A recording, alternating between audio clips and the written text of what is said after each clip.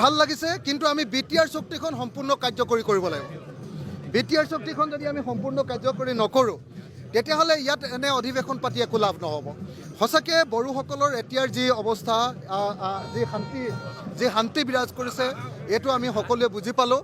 কিন্তু এতিয়া মূল কথাটো হ'ল BTR চুক্তিখনত 100% কাৰ্যকৰী কৰিবৰ কাৰণে কেন্দ্ৰীয় চৰকাৰক বাধ্য কৰোৱা আৰু ৰাজ্য চৰকাৰৰ যিটো পাৰ্ট, সেই পাৰ্টটো আজিয়ে সমাধান কৰা হ'ব বুলি অসমৰ মুখ্যমন্ত্ৰীয়ে এই বিধানসভাতে সিদ্ধান্ত দিব লাগে।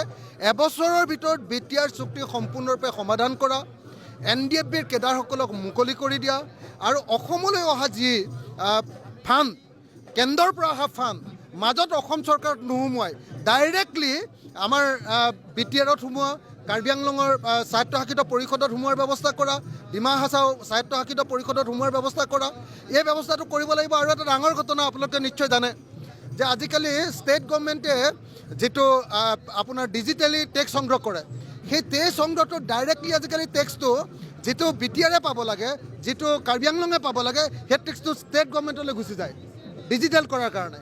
সেই টেক্সটো আমাৰ ষষ্ঠ অনুসূচীৰ যি টেক্স পাব লাগে চিধাকৈ পোৱাৰ ব্যৱস্থা কৰিব লাগে। ৰাজ্য চৰকাৰৰ দাদাগিৰিটো বন্ধ কৰিব লাগে। 125 এমেণ্ডমেণ্টটো অতি সোনকালে হ'ব লাগে। কিন্তু এটা বস্তু মনত ৰাখিব দেই, ষষ্ঠ অনুসূচীক যি অৰ্থনৈতিক ক্ষমতা দিয়া হৈছে আৰ্টিকল 275ৰ ভিতৰত হ'ব লাগিব। আৰ্টিকল 280ৰ অধীনত হ'ব নালাগিব।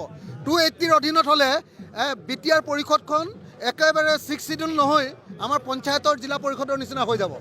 এইটো মনত ৰাখিব কিন্তু দেই, বড়োসকলে মনত ৰাখিব লাগিব, কাৰ্বিসকলেও মনত ৰাখিব লাগিব, ডিমাছাসকলেও মনত ৰাখিব লাগিব। নহ'লে BJP চৰকাৰে কিন্তু এইটো উল্টা কৰিবলৈ গৈ আছে। আৰ্টিকল 280 নহয়, আৰ্টিকল 275ৰ অধীনত অসমলৈ পইচা আহিব লাগিব।